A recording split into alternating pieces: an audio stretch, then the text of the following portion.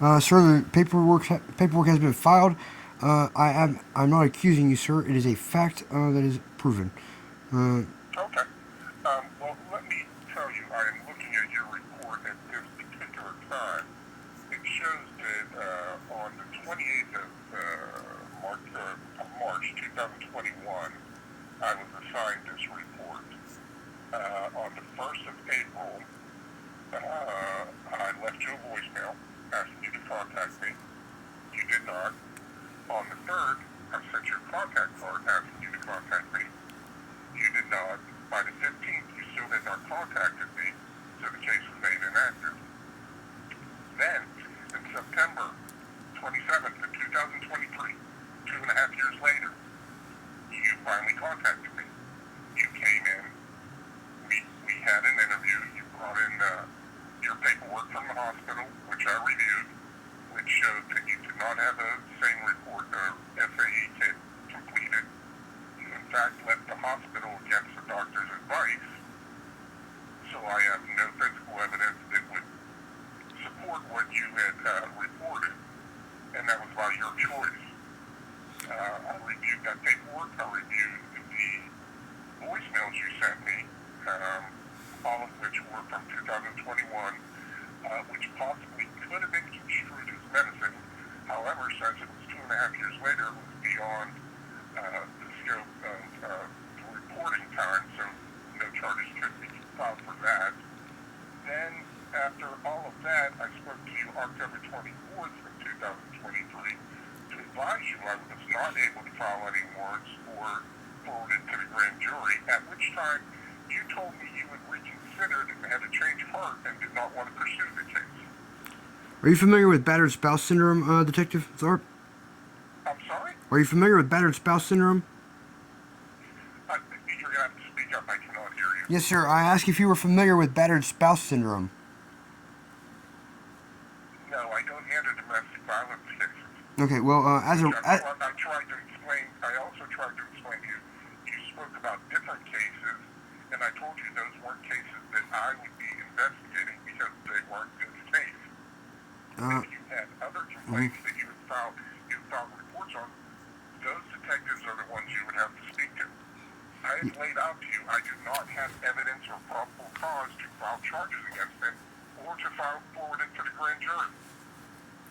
Basically, part of which is because you left the hospital and refused to have a kidnap. You do understand that I have your medical records, and it states right in there that the doctors advised you not to leave, and you left against medical advice.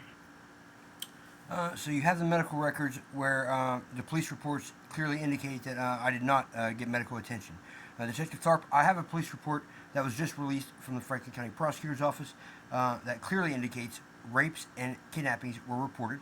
And a detective, probably yourself, quite frankly, refused to respond to the scene after I narrowly escaped for my life.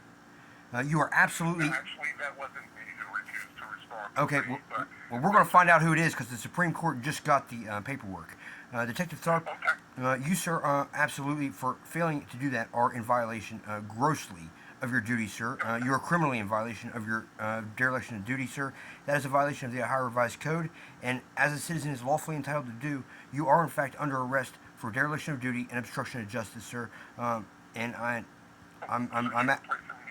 am placing you under arrest, sir, for a violation of your duty. Yes, sir. Okay. Yes, sir. Detective Robert Tharp, you are under arrest. Okay.